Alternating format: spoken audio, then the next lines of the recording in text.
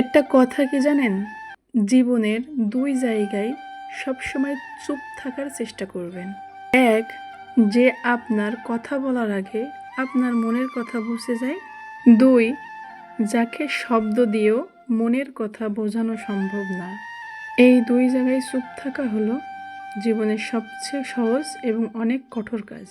প্রথম ক্ষেত্রে চুপ থাকলে আপনি শান্তি পাবেন, আর দ্বিতীয় ক্ষেত্রে চুপ থাকতে পারলে আপনি শান্ত থাকতে পারবেন। কারণ পুরুষ মানুষ ভালোবাসলেও বোঝা যায়, না বাসলেও বোঝা যায়।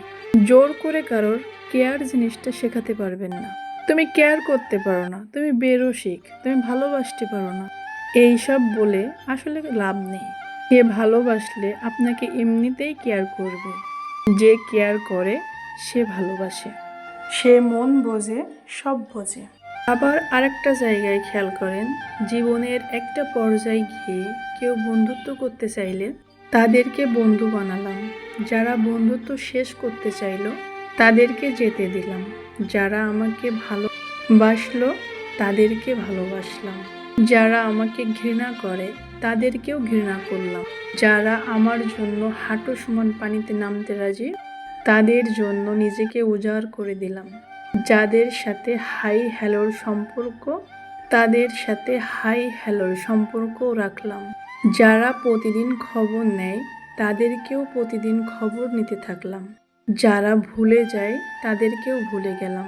মনে রাখবেন, যে যেমন তার সাথে ঠিক তেমনই করা উচিত, মনে থাকা উচিত। অতিরিক্ত করতে গেলেই আপনি আপনার ক্ষতির সম্মুখীন হবেন। একটা জিনিস সবাই বলে, কথায় আছে সময় সব কিছু ভুলিয়ে দেয়।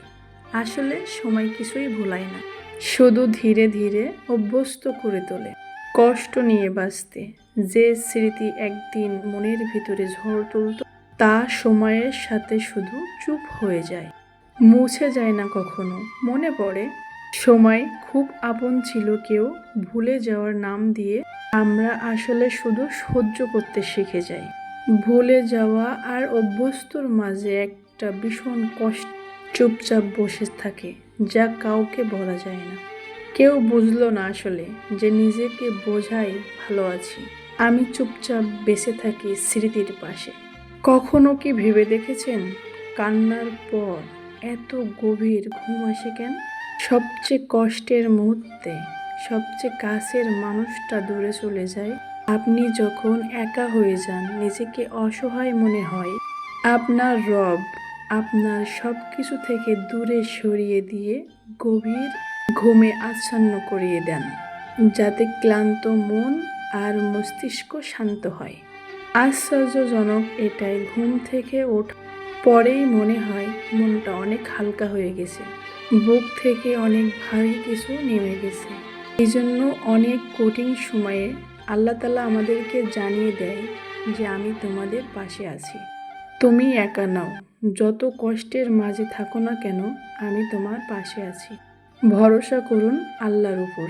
আমার মতে পৃথিবীতে সবচেয়ে প্রতিশোধ হলো কারোর প্রতি কোনো অভিযোগ না রাখা, অপবাদ, ক্ষোভ, ঘৃণা না রেখে তাদের ভুলে যাওয়া, একদম মন থেকে ভুলে যাওয়া।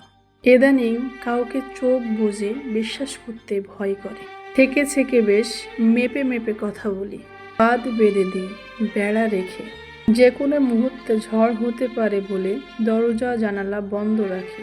অথচ একটা সময় ছিল যখন যাকে বেশি বিশ্বাস করতাম তার হাত পুরো পৃথিবী ঘোরার স্বপ্ন দেখতাম।